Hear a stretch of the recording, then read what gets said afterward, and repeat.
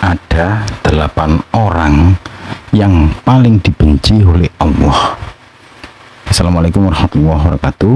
Dalam ajaran Islam ada beberapa ciri orang yang dianggap tidak disukai atau dibenci oleh Allah. Berikut adalah beberapa ciri tersebut berdasarkan ajaran Al-Quran dan hadis.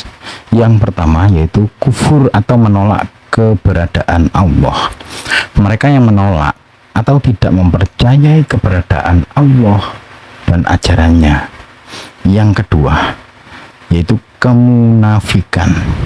Mereka yang berpura-pura beriman tetapi tidak konsisten dalam keyakinan dan amal perbuatannya, serta memiliki niat buruk di balik tindakan mereka. Ini dijelaskan ya dalam Al-Quran, seperti dalam surat Al-Baqarah ayat 8-9. Yang ketiga yaitu perbuatan dosa besar. Melakukan dosa besar secara terus-menerus tanpa bertaubat, seperti membunuh tanpa hak, berzina dan mencuri. Yang keempat adalah keangkuhan dan kesombongan. Orang yang sombong, tidak mau menerima kebenaran dan meremehkan orang lain. Sikap ini sering dibenci oleh Allah, sebagaimana dijelaskan dalam berbagai hadis. Yang kelima ya, tidak memenuhi hak orang lain. Menyiksa, menzolimi atau tidak memenuhi hak orang lain seperti hak-hak keluarga, teman, atau masyarakat. Ini termasuk tidak adil dan tidak memperlakukan orang lain dengan baik. Yang keenam yaitu mengabaikan sholat dan kewajiban agama lainnya. Mereka yang sengaja meninggalkan kewajiban ibadah seperti sholat, zakat, dan puasa tanpa alasan yang dibenarkan. Yang ketujuh ya, kepura-puraan atau hipokrit, berperilaku tidak konsisten antara apa yang diucapkan dan apa yang dilakukan, serta tidak memiliki integritas dalam perbuatan. Bahasanya biasa mencela-mencela ya gitu ya. Yang kedelapan, menentang kebenaran dan menghalangi jalan Allah. Berusaha menghalangi orang lain dari mengikuti jalan kebenaran dan menyebarkan kebatilan.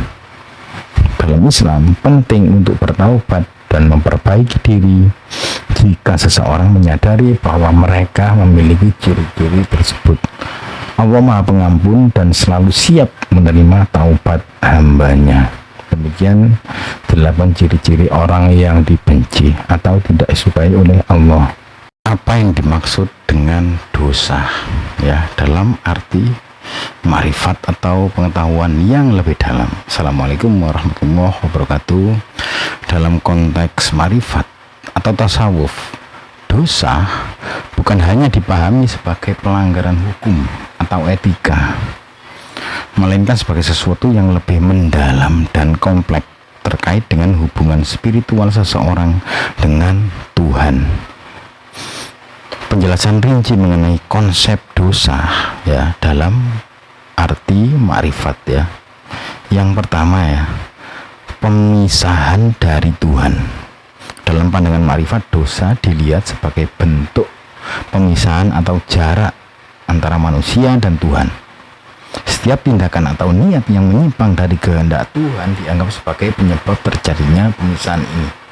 Dengan kata lain, dosa adalah apa yang menyebabkan seseorang jauh dari kesadaran dan kedekatan dengan Tuhan. Baik, yang kedua yaitu dosa adalah kesadaran spiritual.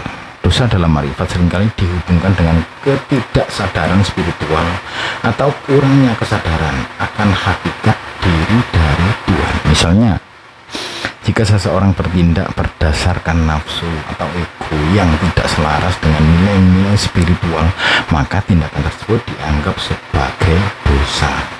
Dengan kata lain, dosa merupakan akibat dari kekeliruan dalam memahami dan menyadari hakikat diri dan hubungan dengan Tuhan.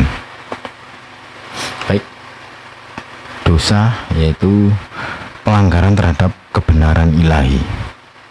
Dalam ma'rifat, dosa juga dipandang sebagai pelanggaran terhadap kebenaran ilahi yang seharusnya diikuti. Kebenaran ilahi ini mencakup prinsip-prinsip dan hakikat spiritual yang lebih tinggi. Pelanggaran terhadap prinsip-prinsip ini bukan hanya merupakan kesalahan moral, tetapi juga merupakan jarak spiritual yang harus diperbaiki. Yang berikutnya yaitu dosa akibat dari nafsu dan ego. Dosa dapat timbul dari pengaruh nafsu dan ego yang tidak terkontrol. Dalam tasawuf, nafsu sering dianggap sebagai sumber dari tindakan-tindakan menjauhkan seseorang dari Tuhan. Oleh karena itu, dosa dalam ma'rifat bisa dipandang sebagai hasil dari pengikutsertaan nafsu dan ego dalam tindakan seseorang. Yang berikutnya adalah dosa sebagai proses pembersihan. Yang berikutnya yaitu dosa adalah proses pembersihan. Dalam ajaran tasawuf, pembersihan dari dosa adalah proses penting dalam perjalanan spiritual. Ini melibatkan taubat atau repentanse, penyesalan, dan usaha untuk kembali kepada Tuhan dengan hati yang bersih. Proses ini bertujuan untuk mengatasi penyimpangan dari kehendak Tuhan dan mengembalikan seseorang kepada keadaan yang lebih mendekati kesadaran ilahi dan spiritual.